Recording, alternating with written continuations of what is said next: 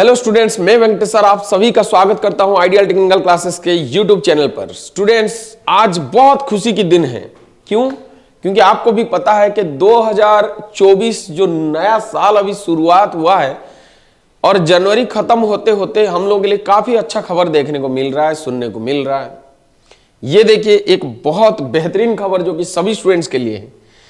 यह है रेल मंत्रालय के द्वारा दिया गया आपके लिए, सभी स्टूडेंट्स के लिए एक बहुत बड़ी तोहफा है। तोहफा कैसे है? क्योंकि आप देख सकते हैं कि कई दिनों से जो है स्टूडेंट्स लोगों के लिए वैकेंसी नहीं आ रहा था। रेलवे से जो वैकेंसी आ रहा था वो 5 साल में एक बार आ रहा था, वो तो फिक्स था ही। लेकिन इस साल से कुछ चेंजेस हुए हैं और ये इस प्रकार की चेंजेस है कि स्टूडेंट्स को सही में यकीन नहीं हो रहा है। कोई इसको चुनावी जुमला बोल रहा है, कोई बोल रहा है कि यार चुनाव खत्म होते ही ये सब बदल जाएंगे, कोई बोल रहा है कि नहीं ऐसा नहीं है, अब जो है सिस्टम बदलने लगा है। तो इस प्रकार की बातें होने लगी है। क्यों? क्योंकि वाकई में ये जो शेड्यूल चल रहा है ये बहुत सालों से बंद हो गया था। हर साल रेलवे की वैकेंसी, ये अब बिलीव नहीं होता है वाकई में, लेकिन अब ऐसा लग रहा है कि ऐसा होने वाला है, जिसका ये एक प्रमाण है। आप जो मेरे स्क्रीन के ऊपर देख रहे हैं, आपको पता होगा ये है रेलवे रिक्रूटमेंट बोर्ड की कैलेंडर है। कैलेंडर इन द सेंस कि आपको आगे की सूचना दी जा रही है कि ये रिक्रूटमेंट आ रहे हैं, आप तैयार रहिए। तो चलिए इस नोटिफिकेशन के बारे में बात करते हैं। सबसे पहले इसका डेट को मैं बता दे रहा हूं। आप जैसे कि यहां पे स्क्रीन के ऊपर देख सकते हैं कि यहां पे जो डेट लिखा हुआ है, ये जो डेट है ये 2 फरवरी 2024 की डेट है। जो स्क्रीन के ऊपर आप देख रहे हैं यह है रेलवे कैलेंडर। इस रेलवे कैलेंडर में आपको देखने को मिल जाएगा सब कुछ, जो आपको या आपके मन में जो सब चीजें, बहुत सारे डाउट्स था। चलिए देखते हैं क्या क्या है इसमें। आप देख सकते हैं स्टूडेंट्स, यहां पे आपको annual calendar for RRB recruitments दे दिया गया है। Issues of centralised employment notification से कि आपको कब कौन सा नोटिफिकेशन निकलेगा उसके बारे में पूरे डिटेल्स यहां पे प्रस्तुत कर दिया गया है। तो चलिए देखते हैं, समझते हैं। देखिए, आपके लिए जनवरी टू मार्च में एएलपी निकाला गया है। ठीक है, जनवरी में निकाल दिया गया है। मार्च का कोई रिलेशन नहीं है क्योंकि डायरेक्ट एएलपी का जो एग्जाम होगा वो अगस्त में होगा। क्लियर? अच्छा,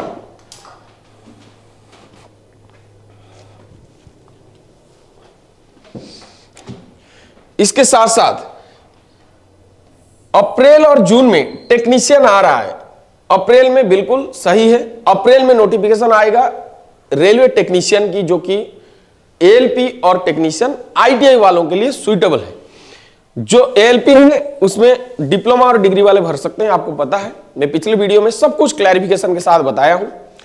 और टेक्नीशियन में हमारे आईटीआई स्टूडेंट्स भर सकते हैं तथा हमारे जो फिजिक्स और केमिस्ट्री वाले हैं, जो 12th वाले हैं, वो भर सकते हैं।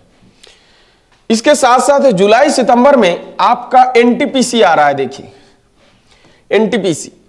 एनटीपीसी की दोनों कैटेगरी को अब अलग कर दिया है। ग्रेजुएट लेवल की जो कैटेगरी है 4, 5, 6 उनका अलग कर दिया गया है। एनटीपीसी जो अंडर ग्रेजुएट है, जो कि 10th और 12th किए हैं, उनके लिए अब अलग एग्जाम लिया जा रहा है। ये बहुत बेहतरीन चीज है। क्यों? क्योंकि ऐसे में बहुत सारे स्टूडेंट्स को काफी मौका मिलेगा, क्योंकि सेपरेट हो रहा है। उसके बाद आप यहां देख सकते हैं जूनियर इंजीनियर के लिए भी यहां पे अलग पोस्ट निकाला जाएगा, जिसको हम जेई बोलते हैं, जेई पोस्ट, जो कि डिप्लोमा वाले और बीटेक वालों के लिए बेस्ट होता है। उसके बाद पैरामेडिकल स्टाफ, जो रेलवे हॉस्पिटल्स में जो काम करते हैं, हमारे जो हॉस्पिटल्स के स्टाफ, उनके लिए निकलेगा। और सबसे बड़ी रिक्रूटमेंट जो कि सभी के लिए होता है, लेकिन इस बार से इस लेवल 1, जिसको हम ग्रुप डी बोलते हैं, काफी सारे स्टूडेंट्स इसको समझ नहीं पा रहे होंगे कि यही ग्रुप डी है। इस ग्रुप डी की पोस्ट को अब केवल मात्र इसमें एलिजिबल वही होंगे जिनके पास आईटीआई होगा। ठीक है, तो सभी आईटीआई स्टूडेंट्स इसमें इस बार से एलिजिबल होंगे। पिछले बार इसको आईटीआई कर दिया गया था, लेकिन फिर हटा दिया गया था क्योंकि विरोध हुआ, क्योंकि बिना सूचना के आप कैसे आईटीआई उसमें एलिजिबिलिटी कर सकते हैं। लेकिन इस बार पहले से सूचना था, इसलिए इस बार वो आईटीआई क्राइटेरिया को इसमें इन्वॉल्व कर दिए। तो इसीलिए ग्रुप डी बहुत बड़ा पोस्ट यही है, क्योंकि स्टूडेंट्स जहां तक उम्मीद हो रहा है 1 लाख, ठीक है, 1 लाख का पोस्ट आने वाला है ग्रुप डी की। क्योंकि आप जानते हैं ये ग्रुप डी की जो अनाउंसमेंट है वो पहले भी मैं आपको, इससे पहले जस्ट वीडियो में आप देख सकते हैं, मैं क्लैरिटी के साथ बताया हूं, जो कि अक्टूबर में ये पब्लिश होने वाला है। देख लीजिए, अक्टूबर से दिसंबर। तो ये जो पब्लिशिंग डेट है, यहां पे एक बढ़िया खेल है क्या, कि आपको कोई भी एग्जाम ओवरलैप नहीं होगा। ओवरलैप मींस कि आप एएलपी कर रहे हैं, सपोज आप एएलपी में फोकस कर रहे हैं, आपको लगेगा अरे यार मेरे को ग्रुप ये क्या बोलते हैं एनटीपीसी करना था, एनटीपीसी की तैयारी, ग्रुप डी की तैयारी, फिर ये टेक्नीशियन की तैयारी, फिर एएलपी की तैयारी, इसमें बहुत ज्यादा हौच पौच नहीं होगा। क्यों नहीं होगा? इसका एक बड़ा कारण है। बड़ा कारण क्या है? आप सभी जानते हैं कि ये जितने भी पद निकला है आईटीआई वालों के लिए एएलपी, टेक्नीशियन और ग्रुप डी, ये 3 होते हैं। नॉन आईटीआई वालों के लिए एनटीपीसी वगैरह होता है। तो यहां पे जो सिलेबस है ना, उस सिलेबस सबके लिए लगभग एक जैसा ही है, बट खाली टेक्नीशियन में और एएलपी में एक आईटीआई ट्रेड थ्योरी की एक पेपर सीबीटी 2 में लिया जाता है, यही अंतर है। और जो एएलपी है उसमें एक साइको टेस्ट होता है, ग्रुप डी में फिजिकल टेस्ट होता है। अंतर इस प्रकार है। बट जो नॉन टेक्निकल पेपर है वो लगभग सभी का सेम सिलेबस है। मैथ्स आएंगे, रीजनिंग आएंगे, साइंस आएंगे और जनरल अवेयरनेस आएगा। ये हर जगह पे एक जैसा है, तो आपका कोई तैयारी में फर्क नहीं पड़ेगा। लेकिन सभी स्टूडेंट्स को मैं यही सलाह दूंगा, आप नॉन टेक्निकल जैसे आप पढ़ रहे जो मतलब मैथ्स हो गया, रीजनिंग हो गया, साइंस हो गया, रीजनिंग नो मैटर, साइंस और खास करके मैथ्स को ना आप आईटीआई स्टूडेंट्स के लेवल में पढ़िए।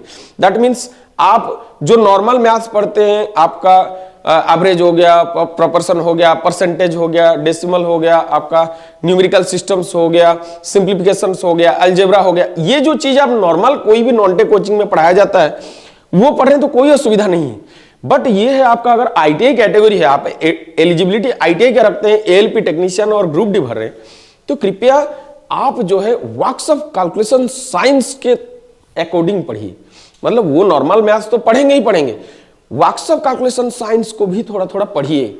वैसे कोचिंग में आप बैठिए, वैसे तैयारी अपने आप में करिए, तो कोई बहुत ज्यादा घबराने की बात नहीं है। बहुत सिंप्लीफिकेशन बहुत सिंपल होता है, आराम से आप कर सकते हैं, कोई डरने की बात नहीं है। दूसरा चीज साइंस में क्या होता है आप जानते हैं, जैसे टेक्नीशियन है, टेक्नीशियन में कोई स्टूडेंट्स या एएलपी में जाएगा, सीबीटी 2 में 50 मार्क की उसका वर्क्स ऑफ कैलकुलेशन से खाली आएगा 50 मार्क। सीबीटी 2 में क्या हटा दिया है? जनरल अवेयरनेस को हटा दिया है। तो जो 10 मार्क था वो जुड़ गया है कहां पे? वर्क्स ऑफ कैलकुलेशन साइंस में। तो 40 + 10 50 मार्क का वर्क्स ऑफ कैलकुलेशन साइंस। आप अगर नॉन टेक कोचिंग में जाके बैठोगे, वो तो आपको पॉलिटिकल साइंस पढ़ाएंगे, हिस्ट्री पढ़ाते रहेंगे, ज्योग्राफी पढ़ाते, तो नौकरी कैसे हो पाएगा? आप खुद ही बताइए। तो अगर आपका रणनीति सही नहीं रहेगा तो आप खुद ही फंस जाओगे, बोलोगे कि इतना बड़ा वैकेंसी है मेरा नहीं हो पाया। कभी नहीं हो पाएगा। क्यों? क्योंकि आप मेहनत तो कर रहे हो, लेकिन सही दिशा में मेहनत करिए। ठीक है। इसके साथ साथ आप बोलोगे कि सर इसके लिए क्या तैयारी चल रहा है? यस, बिल्कुल तैयारी चल रहा है। मैं आप सभी स्टूडेंट्स को बताना चाहूंगा, सभी के मतलब जानने के लिए मैं बता दूं कि आइडियल टेक्निकल क्लासेस में लगातार प्रत्येक दिन 3-3 लाइव क्लासेस चल रहे हैं, वीकली टेस्ट चल रहे हैं, क्विज चल रहे हैं। मतलब हर चीजों को हम गाइड कर करके चल रहे हैं। पिछले बार 58 लड़कों का सिलेक्शन यूं ही नहीं हो गया था, मेहनत पीछे बहुत सारा लगा था। स्टूडेंट्स टीचर के साथ और टीचर स्टूडेंट्स के साथ कोऑपरेशन बना के रखेंगे तो नौकरी कहां जाएगा, कौन ले लेगा नौकरी? तो इसीलिए सभी स्टूडेंट्स को मेरा यही सलाह है कि अगर आप बढ़िया से तैयारी करेंगे तभी जाके आपका रणनीति और आपका मेहनत एक समान होगा तो हो जाएगा। देखिए यहां पे आपको सीबीटी 1 में जो है आपको बेसिक मैथ्स आएगा, रीजनिंग आएगा, साइंस आएगा, ये सीबीटी 1 में आएगा और जनरल अवेयरनेस आएगा। ठीक है। इसके बाद सीबीटी 2 में फिर जुड़ जाते हैं, ये जुड़ जाता है सीबीटी 2 में और ये 5 नंबर जुड़ जाता है। तो ये पूरे 5 जो सब्जेक्ट हैं आपके, ये पांचों सब्जेक्ट को आपको अच्छे से थरो होना पड़ेगा।